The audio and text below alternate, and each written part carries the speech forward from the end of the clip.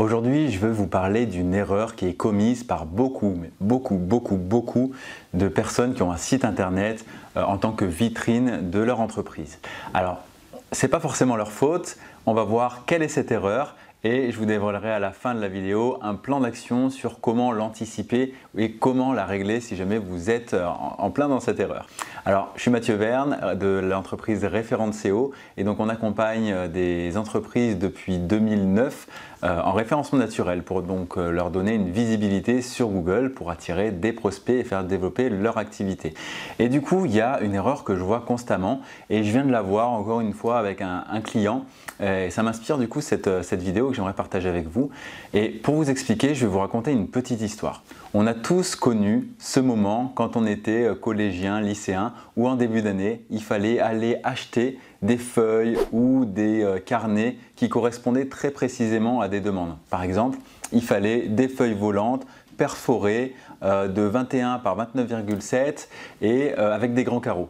Et donc on allait dans le magasin et on allait chercher ça. On regardait, ah non là c'est des petits carreaux, ah non là c'est pas perforé, ah non là il n'y a pas de ligne du tout, ah non là le grammage ça me va pas, c'est trop léger, etc. C'était super compliqué. Et imaginons que dans le magasin il n'y ait pas cette feuille que j'ai citée tout à l'heure. Ce que vous allez faire, c'est que vous n'allez pas acheter de feuilles, vous allez aller dans un autre magasin pour acheter ces feuilles-là et les trouver ailleurs.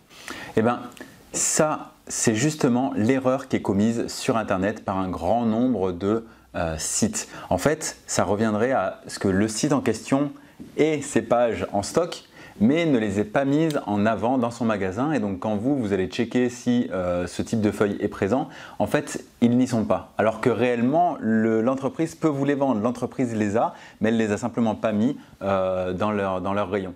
Donc, si ce n'est pas dans les rayons, vous n'allez pas deviner qu'ils font ça. Alors, pour vous donner maintenant un exemple concret sur ce qui m'est arrivé avec un client, je vais prendre une autre thématique pour garder sa thématique confidentielle, mais imaginons qu'il fasse de l'ameublement de surface commerciale et qu'il fasse aussi bien de l'ameublement de pharmacie que de bureaux de tabac, que de bureaux standards, de bureaux d'administration. Mais que sur son site, il ait simplement une page qui parle du fait qu'il fait de l'aménagement de bureaux. En fait, le problème, c'est que les personnes qui sont dans des pharmacies, si on reprend cet exemple, on pourrait prendre boulangerie, n'importe quoi, une pharmacie, elle, quand elle va rechercher sur Google, elle va chercher aménagement de pharmacie. D'accord ? Et donc, si le site en question sait faire de l'aménagement de pharmacie, mais ne l'a pas mis en rayon, c'est-à-dire n'a pas créé une page qui présente exclusivement cet aménagement de pharmacie, il est impossible que le prospect trouve du coup cette entreprise. Et c'est une erreur qui est fréquemment commise, c'est-à-dire que tout simplement le client pense, et donc peut-être que vous êtes dans ces erreurs, vous pensez que sur votre site, comme vous faites de l'aménagement de bureau, mais que vous marquez dans vos textes qu'il y a le mot pharmacie qui revient ici, le mot boulangerie, le mot épicerie, le mot, je sais pas, même vous faites de l'aménagement dans les mairies. Voilà, on peut imaginer vraiment plein de structures très différentes qui vont du coup taper des mots-clés différents pour arriver à votre entreprise. Mais si vous n'avez pas une page pour chacun de ces clients types, ça ne va pas fonctionner parce que ça ne correspondra pas à ce qu'ils recherchent comme mot-clé, à ce qu'ils tapent comme mot-clé. Et donc, c'est une erreur qui est fréquemment commise et pour moi, la responsabilité, elle vient de deux endroits. Elle vient à la fois de la personne qui a créé le site et à la fois de vous. Parce que quand on crée un site, il y a différentes étapes à respecter et une des étapes, c'est justement un cahier des charges, c'est de dire qu'est-ce qui doit être présent sur mon site. Et à ce moment-là, l'agence ou le webmaster, le développeur qui va créer votre site est censé vous poser des questions pour vous amener à lui donner les éléments dont il aura besoin. Donc justement, est-ce qu'on va créer plutôt une page type aménagement ou est-ce qu'on va segmenter par métier et qu'on va créer une page pharmacie, une page boulangerie, etc. Et donc ça, vous n'avez pas forcément la réponse au début, mais il faut se poser la question et très souvent la question n'est pas du tout posée et c'est quand le référenceur arrive pour faire son travail qui dit qu'il ne peut pas le faire parce que c'est impossible de positionner un site sur aménagement de pharmacie s'il n'y a pas une page dédiée aux pharmacies sur le site. Donc l'erreur n'est pas grave parce que la plupart du temps, on peut amener des modifications sans changer tout le site, mais c'est beaucoup plus simple quand c'est anticipé, quand c'est réfléchi en amont. Donc je disais que l'erreur, elle était en partie de la part de la personne qui crée le site et en partie de votre côté parce que vous, en tant que propriétaire d'entreprise, vous devez vous demander comment ça fonctionne avant de donner votre confiance aveuglément à quelqu'un qui crée votre site, à quelqu'un qui fait du référencement, à quelqu'un qui fait de la publicité, je ne sais pas, peu importe.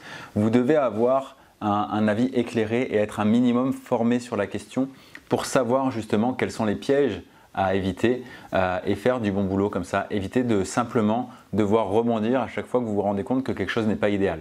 Donc là, comme je disais, ce n'est pas dramatique pour ce cas-là parce qu'on peut le corriger, mais c'est quand même beaucoup mieux d'avoir un coup d'avance et d'avoir anticipé ce travail-là et de l'avoir fait. Ça vous fera gagner un temps précieux par la suite et forcément aussi des économies parce qu'il y aura moins de changements à faire sur le site. Les étapes pour solutionner ça, si vous êtes dans votre projet de création de site, c'est justement d'échanger avec votre prestataire pour réfléchir à quelles sont les pages qui sont importantes et quelles sont les pages qui ne sont pas importantes. Vous pouvez également à cette étape intégrer un référenceur parce que les agences, même si elles font un peu de référencement, la plupart du temps ce ne sont pas des agences spécialisées dans le référencement, sauf si ce sont vraiment des agences SEO. Et du coup, intégrer un interlocuteur comme ça qui connaît le référencement, ça va vous aider à avoir cette vision beaucoup plus précise de ce que vous avez besoin. Donc ça, quand vous êtes à l'étape de projet, c'est par là qu'il faut commencer et ça va vous permettre de construire le site dans une démarche stratégique d'un point de vue SEO et c'est vraiment très important.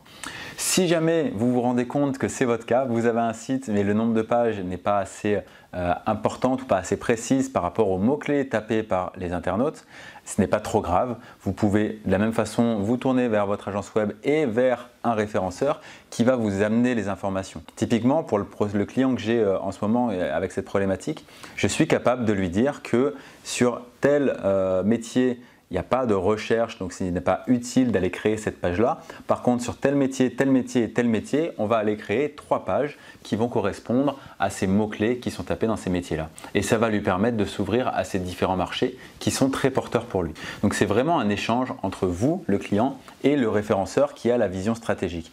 Et cet échange entre vous deux va vous permettre vraiment de mettre en place les pages les plus importantes pour développer votre activité sur Internet. Voilà, c'est une erreur qui est commune, qui est facile à éviter, donc autant en avoir confiance et pour votre projet, du coup faire les correctifs adéquats dès que possible. Il y a plein de ressources sous la vidéo si vous voulez aller plus loin. On peut également vous accompagner, nous on fait du référencement depuis 2009, je vous disais au début de la vidéo, donc on a plein d'expériences sur plein de cas différents. Donc vous pouvez nous faire confiance et nous demander conseil par rapport à votre projet, on se fera un plaisir de vous accompagner.